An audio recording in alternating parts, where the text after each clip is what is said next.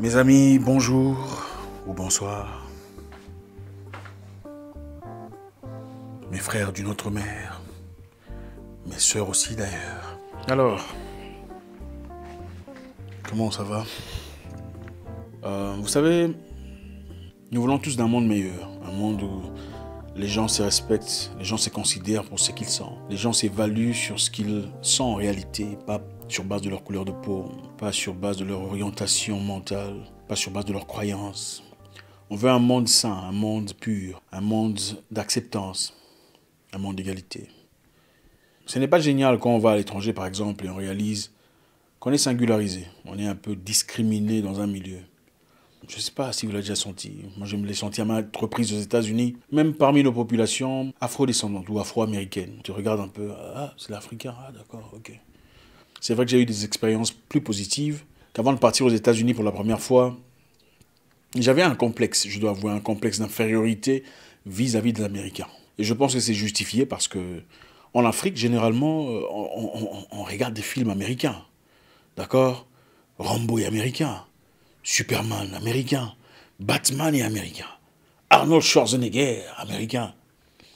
Donc je pense qu'il a été tout à fait normal qu'on ait un petit complexe d'infériorité, qu'on se sente plus ou moins inférieur. Et voir un Américain, un noir américain me parvenir et dire « Oh, waouh, superbe des bottes. J'étais habillé en Timberland à l'époque. Waouh, on te croirait... tu es sûr que tu es africain ?» Je me dis « Oui, pourquoi ?» Elle dit « Ouais, t'es très bien habillé. On te croirait de New York ou un truc comme ça. » Je dis « Ok. » Ensuite, je regarde une vidéo dans mon téléphone. Il y avait une vidéo d'un enfant en train de marcher à côté d'une piscine en Afrique. Il se crie « Oh mon Dieu !» Ok, il a dit en anglais « Oh my God! Are there swimming pools in Africa, yo? » Wow. C'est-à-dire « Oh mon Dieu !» Je ne savais pas qu'il y avait des piscines en Afrique. Et à partir de là, j'ai quand même bâti une cuirasse, une forme de sûreté de soi, de confiance en soi. Alors j'ai dit, mais ces Américains, finalement, ils ne sont pas aussi glamoureux que je le croyais. Et c'est là que j'ai compris que les Américains qu'on voyait à la télévision, dans les films, impressionnants, étaient des gens spécifiquement tirés sur le volet. C'était pas l'Américain normal dans les rues. C'était les gens qui étaient spécialement sélectionnés pour évidemment représenter une image positive des États-Unis. Ceux qui vivent aux États-Unis savent qu'il y a des endroits aux États-Unis qui... On se croirait dans un coin de Kenya, dans un bidonville à côté enfin, bref. Il faut être en confiance. Soyez en confiance. Vous suffisez. Vous êtes assez tel que vous êtes. Pas besoin de changer quoi que ce soit sur le plan physique, sur le plan extérieur, pour être accepté ou pour être respecté. Je voulais dire, à propos de discrimination, si vous êtes déjà senti discriminé, je vous prie de faire un petit commentaire. Dites-nous si, oui, vous avez déjà été discriminé, ou non, vous n'avez jamais été ou jamais senti discriminé. Comme ça, chacun assumera sa responsabilité. Vous savez, il faut être homme, homme avec un grand H, c'est-à-dire assumer ses idées, assumer ses commentaires. Donc, écrivez votre commentaire, dites vous êtes déjà senti discriminé à quel égard, dans quelle situation, en 2-3 phrases. Comme ça, à la fin, on verra ce que ça donne. Donc maintenant, là, posez la vidéo et écrivez votre commentaire. Non, j'ai dit poser la vidéo, il ne faut pas continuer à lire. Posez maintenant. Je suis là, je vous vois. Posez la vidéo maintenant. D'accord, c'est très bien. Et écrivez votre commentaire. Merci. On veut un monde égal, un monde génial où on est traité correctement, dans un bureau de commission, un bureau social, un bureau en Belgique, en France, en Angleterre.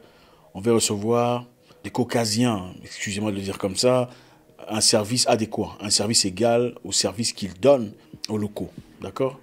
Et à chaque fois qu'on ne reçoit pas un tel service, on crie aux discriminations, n'est-ce pas? Au racisme. Mais vous savez, chez nous en Afrique, il y a quand même beaucoup de choses qu'il faudrait remettre en question. Parce que je remarque que nous sommes très souvent très bons en ce qui concerne les plaintes, les pleurs, tirer les sonnettes d'alarme. Et on me traite différemment parce que je suis noir, on me fait ça parce que je suis ça. Je connais plusieurs personnes, je parlerai d'une seule à cet égard, qui après avoir été follement amoureuse d'une femme, partie dans un pays étranger africain pour chercher sa dulcinée. Enfin, il n'était pas extraordinaire, mais il avait une vie normale. Il avait un boulot, il avait une occupation. C'était un garçon bien éduqué, qui était normal. Arrivé dans ce pays, très amoureux de sa dulcinée, il a rencontré une opposition farouche de la famille de la fille. La famille de la fille ne voulait pas de lui. Parce qu'il était d'un pays voisin, africain. Un Africain venu d'un pays voisin africain va épouser une fille dans ce pays africain. Arrivé là-bas, il est discriminé, il est carrément repoussé, rejeté par la famille pour simplement le fait d'être africain d'un autre pays. Il a été brisé, son cœur était complètement en pièces. Une fille avec qui il a passé tout ce temps à construire quelque chose, à bâtir un avenir, parce qu'ils s'étaient rencontrés dans un pays étranger. Qu'est-ce qu'on a dit? Est-ce qu'ici, chez nous, il n'y a pas d'homme? C'est lui seulement là que tu vois. Franchement, ici, il n'y a pas d'homme. Il n'y a pas d'homme pour toi.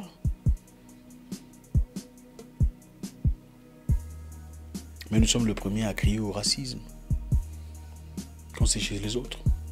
Discrimination. Je connais une fille, une dame qui m'est très proche d'ailleurs, qui après avoir raté sa relation avec un blanc, enfin bref, la maman du blanc a dit « je ne veux pas d'elle », qui a crié au racisme.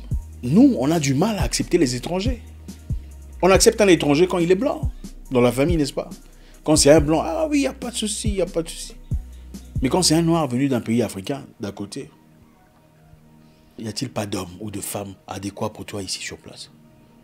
Vous savez, vous remarquerez que les Éthiopiens ont tendance à se marier entre eux, n'est-ce pas? Les Éthiopiens marient très difficilement. Moi, je n'ai jamais vu, hein. Bon, on me dit qu'il y a, ça existe, mais je n'ai jamais vu un Éthiopien bien dans ses bottes épouser une étrangère. Sans raison évidente, d'accord?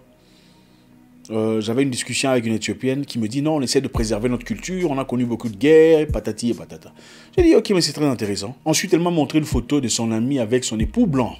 J'ai dit oh, ok, donc vous vous épousez entre vous, oui, mais vous épousez les blancs. Ah, donc quand c'est le noir, vous ne voulez pas des noirs parce que il faut préserver votre culture. Mais quand c'est un blanc, il n'y a pas de souci, tout le monde est heureux.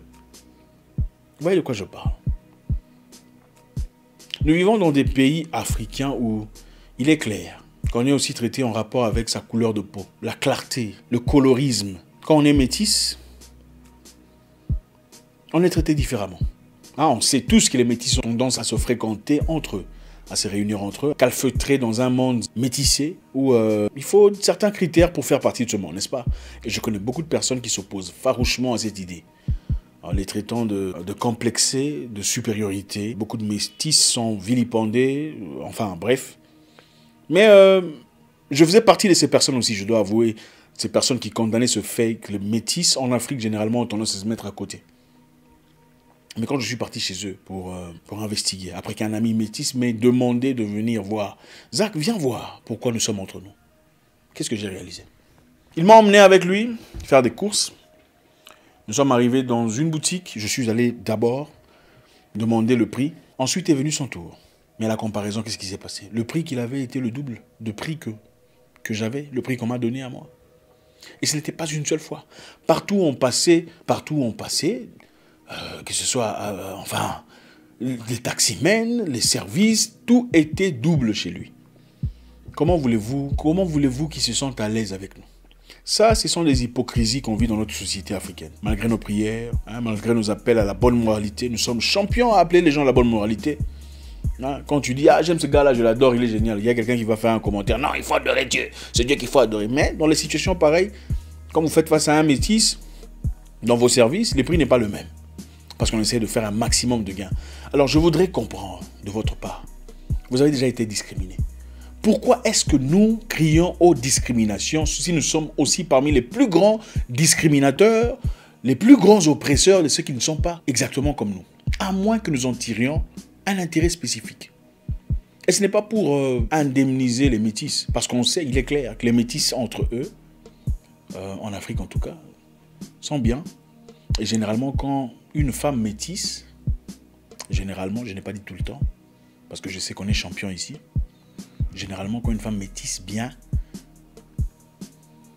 épouse quelqu'un de plus sombre, de teinte plus noire ou plus bronzée, c'est souvent parce qu'il a du flouze.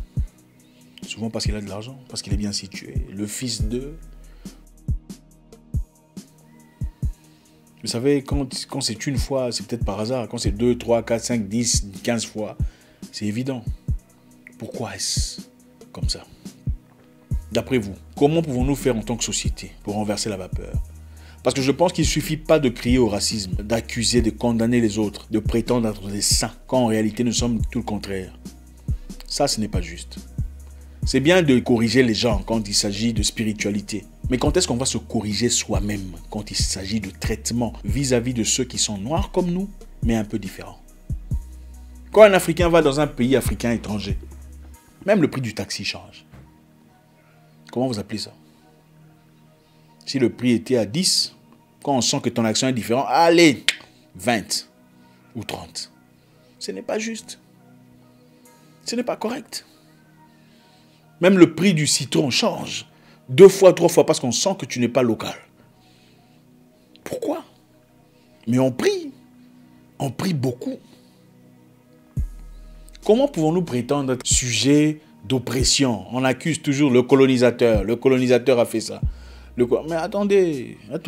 La libre pensée, la capacité de faire ses choix, la capacité d'être libre. Quand vous faites les prières, c'est le colonisateur qui vous a envoyé faire la prière. Même si on dit que la religion est importée. Pour ceux qui disent la religion, les religions aujourd'hui abrahamiques sont importées. C'est ce que beaucoup disent, n'est-ce pas?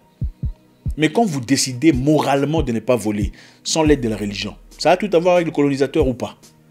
C'est la faute du colonisateur? Non. Pourquoi on a tendance à croire... Moi, j'ai vu des gens, une fille fiancée, mais sa cousine est en train de présenter un blanc. Ah, tu vois, c'est vrai qu'il est venu en retard, mais bon, après tout, tu sais, ça pourrait changer la famille. Ce n'est pas correct. Mais on prie.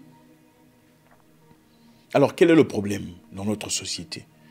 Je voudrais qu'on revoie chacun. Je voudrais maintenant encourager à quelqu'un d'autre. Cherchez le commentaire de quelqu'un d'autre. Et regardez le commentaire de quelqu'un d'autre. Et écrivez quelque chose sur ce commentaire. Dites-lui ce que vous pensez de son commentaire. Soyons justes. On ne peut pas toujours blâmer les autres si on ne fait pas attention à ce qu'on fait nous-mêmes. Nous ne sommes pas corrects. Nous ne sommes pas aussi justes qu'on le prétend. Parce que nous, Africains, nous aimons trop jouer aux victimes. Nous sommes victimes de ceci, victimes de cela. On pleurniche, on a des dictateurs. Quelqu'un d'intelligent a dit « Chaque peuple reçoit le chef qu'il lui faut ». Si vous regardez méticuleusement, sans émotion, vous pensez vraiment qu'on ne mérite pas les chefs que nous avons? Vous pensez que vous feriez différemment d'eux si vous étiez au pouvoir? Absolument pas.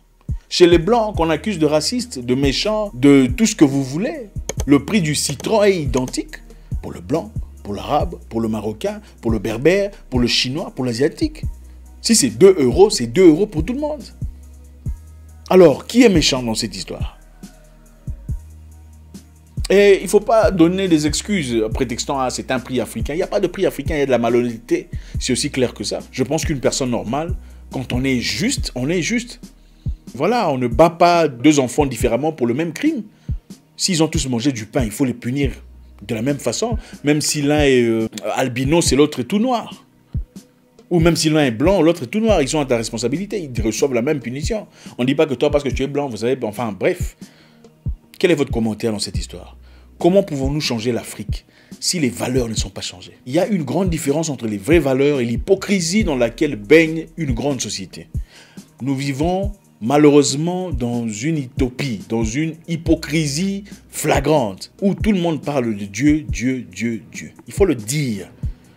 Mais de manière palpable, on voit chaque jour la discrimination, la méchanceté, la jalousie. Pourquoi cette famille? D'ailleurs, ces gens-là, cette tribu, on n'aime pas. Oui, c'est clair. Pourquoi tu vas épouser les gens de cette tribu? Dans cette tribu-là, on n'aime pas. Vous n'avez peut-être pas commencé cette histoire. Mais pourquoi n'êtes-vous pas la personne qui essaie d'éteindre cette histoire?